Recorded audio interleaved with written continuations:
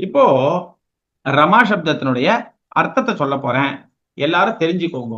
சரியா? ஃபர்ஸ்ட் பிரதமா விபக்திஹி. பிரதமா விபக்திஹி அப்படின்னா முதலாம் வேற்றுமை அப்படின்னு அர்த்தம். சரியா? முதலாம் வேற்றுமை. ஏற்கனவே நான் ராம சப்தம் இதே மாதிரியே தமிழ்ல நான் எழுதி அமைச்சிருந்தேன். குரூப்ல இருக்கும். மறுபடியும் இன்னைக்கு ஒரு தடவை நான் அனுப்புறேன். நீங்க இந்த ரமா சப்தத்தினுடைய அர்த்தத்தை எழுதினதுக்கு அப்புறமா அந்த ராம சப்தத்தினுடைய அர்த்தத்தை வச்சு ஒரு தடவை கம்பேர் பண்ணிக்க வேண்டியதுதான், வேற ஒண்ணுமே கிடையாது. சரியா? முதல்ல பிரதமா விபக்திஹி. பிரதமா விபக்திஹி அப்படின்னா முதலாம் வேற்றுமை. சரியா? அடுத்தது ஏகவச்சனம், த்விவச்சனம், பகுவச்சனம்.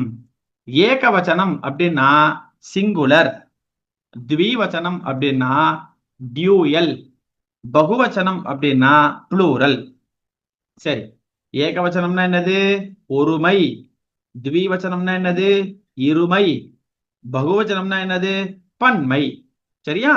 சரி, இப்ப ரமா அப்படின்ற அந்த வார்த்தைக்கு என்ன அர்த்தம்? இத பாருங்க, இங்க நான் கர்சர் வைக்கிறேன். என்னுடைய கை மாதிரி இருக்கும். அந்த கை மாதிரி இருக்கக்கூடிய கர்சர் உங்க எல்லாருக்கும் தெரியறதா? தெரியாது. Very good. அந்த கை மாதிரி இருக்கக்கூடிய வார்த்தைகளுக்கு தான் ஒண்ணு ஒண்ணா நான் மூவ் பண்ணிட்டே அர்த்தம் சொல்லிட்டே போக போறேன். புரியுறதா? ஆ, நீங்க என்ன பண்ணா அந்த அந்த வார்த்தையை எழுதிட்டு அதுக்கான அர்த்தத்தை எழுதிக்கணும். அவ்வளவுதான், ரொம்ப சிம்பிள். எழுதிக்க முடியுமா? முடியும் முடியும் சரி முடியும். சரி. ரமா. ரமா அப்படின்ற இந்த வார்த்தைக்கு அர்த்தம் என்னன்னா ஒரு ரமா. சரியா? ரமா என்கிற மகாலட்சுமி. சரியா? ஒரு ரமா. அடுத்தது ரமே. இரு ரமாக்கள்.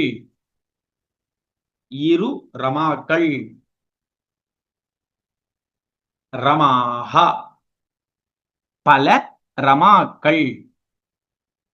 பல ரமாக்கள்.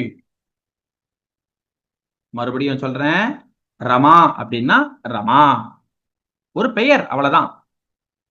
ரமே இரு ரமாக்கள். ரமாஹா பல ரமாக்கள். அடுத்தது ரமாம். ரமாவை குறித்து.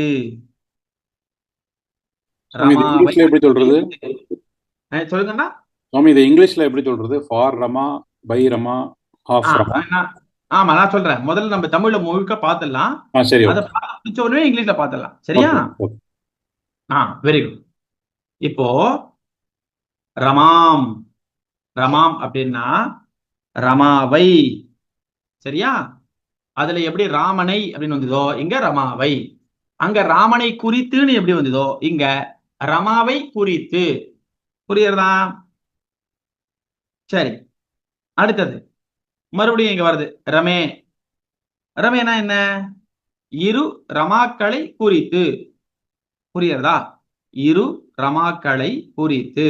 அங்க எப்படி இரு ராமர்களை, இரு ராமர்களை குறித்துன்னு வந்ததோ அதே மாதிரிதான் இங்க இரு ரமாக்களை குறித்து. மூணாவது ரமாஹா. துவித்தியா விபக்தியில பகுவச்சனம். ரமாஹா அதுக்கு என்ன அர்த்தம்னா பல ரமாக்களை. பல ரமாக்களை குறித்து. இதான் அதனுடைய அர்த்தம், வேற ஒண்ணும் கிடையாது. பல ரமாக்களை குறித்து. இப்போ முதல் ரெண்டு விபக்திகள் நான் எழுதிட்டேன். எனக்கு ஒன்றும் டவுட் இல்லை. இல்ல சுவாமி, நான் ஒன்றும் எழுதல, எனக்கு டவுட் இருக்கதான் இருக்கு அப்படின்னா இந்த ரெண்டு விபக்திகள் ஏதாவது பிரச்சனை இருந்தா கேட்கலாம், தப்பில்லை.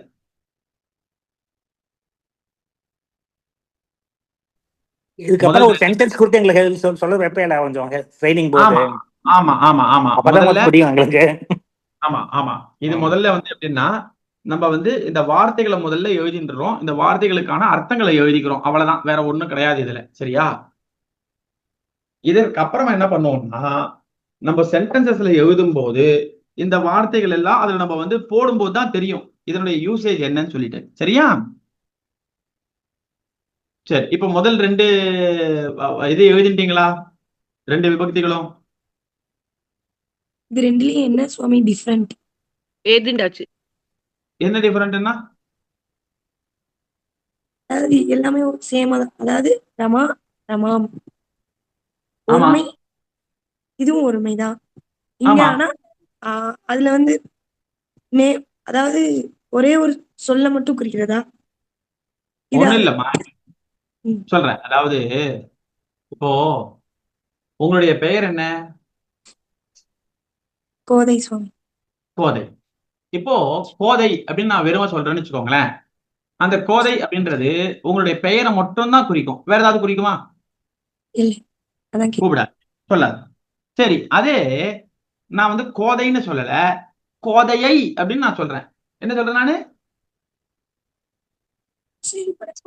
என்ன சொன்னமா நானு? கோதையை. கோதையைன்னு சொன்ன உடனே பக்கத்துல இருக்கிறவா என்ன கேட்டா, கோதையை என்ன, கோதையை அடிக்கணும்ன்றியா? கோதையை கூப்பிடணும்ன்றியா? கோதையை சாப்பிட சொல்லணும்னு சொல்றியா? கேள்வியை உண்டாக்குறதா இல்லையா? அப்போ பிரதமா விபக்திக்கு கோதை அப்படின்றது மட்டும்தான் அர்த்தம். அது வெறும் பெயர் தான். த்விதியா விபக்தி கோதையைன்னு வந்த உடனே அது ஒரு கேள்வியை கொண்டு வருது. என்ன பண்ணணும்? கோதையை கூப்பிடணுமா? கோதையை சாப்பிட சொல்லணுமா? கோதையை போக சொல்லணுமா? கொண்டு வரதா இல்லையா? ஆமா ஆமா. அதுதான் பிரதமா விபக்தியிலேருந்து த்விதியா விபக்திக்கான அர்த்தம். புரிஞ்சுதா? ஓகே சுவாமி. இது மாதிரி ஒரு ஒரு விபக்திக்கும் அர்த்தம் உண்டு. ஒரு ஒரு விபக்தியுமே வந்து ஏதாவது ஒரு விதத்துல அர்த்தத்தை கொண்டு கொடுத்துட்டே தான் இருக்கும். புரியுறதா? புரியுது. வெரி வெரி குட், நல்ல கேள்வி. சரி, இப்ப முதல் 2 விபக்திகளுக்கான அர்த்தங்களை எழுதிட்டீங்களா? நான் திடீர்னு நோட்டை காமிக்க சொல்லுவேன். அப்ப யாராவது காமிக்கிறனா அவ எழுதலன்னு அர்த்தம். சரி, எழுதிட்டாச்சா? சரி, அடுத்தது 3வது விபக்தி ரமயா. ரமயா அப்படின்னா ரமாவோடு, ரமாவுடன், ரமாவால். புரியுறதா? ரமாவால், ரமாவோடு, ரமாவுடன். சரியா? புரிஞ்சுதா? நான் இன்னொரு டைம் சொல்லுங்க. ரமாவால், ரமாவோடு, ரமாவுடன். இதான் அதனுடைய அர்த்தம். உங்களுக்கு வந்து இந்த வாட்ஸ்அப்ல இன்னொரு இமேஜ் அனுப்புறேன். அதை பாத்தீங்கன்னா உங்களுக்கு இது சுலபமா தெரியும். இப்போ ஒரு போட்டோ அமைச்சிருக்கேன் பாருங்க, அதுல இருக்கும் பாருங்க. போட்டிருக்கான், அதை டவுன்லோட் பண்ண முடியறதா?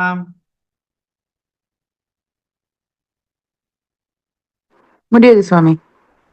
தேங்க்யூ பத்மாவதி அம்மா. சரி, அடுத்தது ரமயா. அதுக்கு அர்த்தம் எழுதிண்டாச்சு. ரமாபியாம் என்ன அர்த்தம்? இரு ரமாக்களால், இரு ரமாக்களோடு, இரு ரமாக்களுடன். எல்லா இடத்துலயும் அந்த இருன்றதை ஆட் பண்ணிக்க வேண்டியதுதான். அடுத்தது ரமாபிகி, பல ரமாக்களால், பல ரமாக்களோடு, பல ரமாக்களுடன். 3வது விபக்தி வரைக்கும் புரிஞ்சுதா? 3வது விபக்தி, 2வது விபக்தி, இதெல்லாம் டவுட் இருக்கு சுவாமி, நீங்க அடுத்தடுத்து சொல்லிட்டே போறீங்களே, கொஞ்சம் பொறுமையா சொல்லக்கூடாதா? என்னன்னு புரிய மாட்டேன்றது அப்படின்னா நீங்க கேட்கலாம், பிராங்கா கேட்கலாம், தப்பே கிடையாது. கேள்வி கேட்க கேட்க தான் நாலேஜா வளர்த்துக்க முடியும். வாத்தியார் ஏதாவது தப்பா எடுத்து போயிடும் நினைச்சுக்க வேண்டாம்.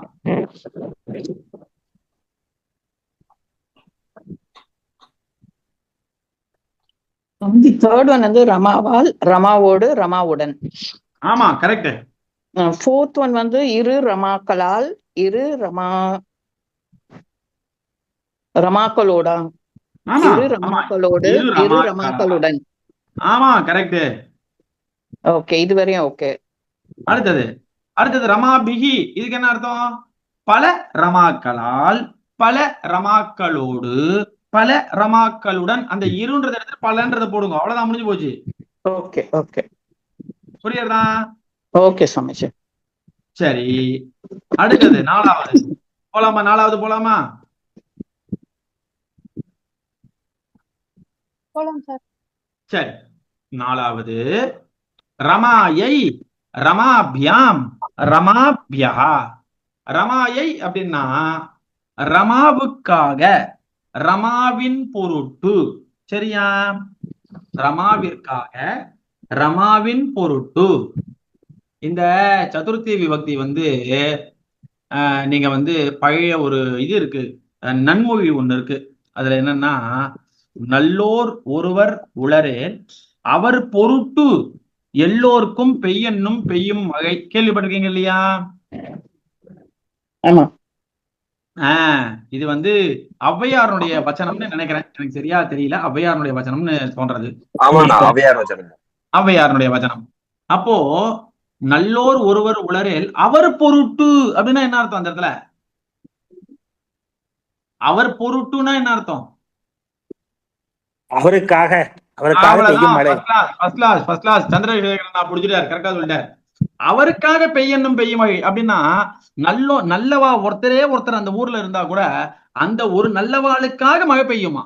புரியுறதா? அது அப்போ எப்படி அந்த இடத்துல பொருட்டு அப்படின்ற வார்த்தையானது அவருக்காகன்றது வருதோ அதுதான் சதுர்த்தி விபக்தி. ரமாயை. இப்போ இந்த ரமாயைன்ற வார்த்தைய நீங்க நிறைய கோவில்கள்ல வந்து கேட்கலாம். பிரகிருத்தியை நமஹா, ஓம் விக்ருத்தியை நமஹா, ஓம் வித்யாயை நமஹா, ஓம் சர்வபூத ஹித பிரதாயை. எல்லாமே என்ன விபக்தி? சதுர்த்தி விபக்தி. சதுர்த்தி விபக்தி. புரியுறதா? இந்த மாதிரி சொன்னதை நான் வச்சுக்க முடியறதுன்னா எங்களுக்கு மனப்பாடம் பண்ண முடியறது இல்லை. எங்களுக்கு நீங்க சொன்னீங்கன்னா நான் வச்சுக்க முடியறது.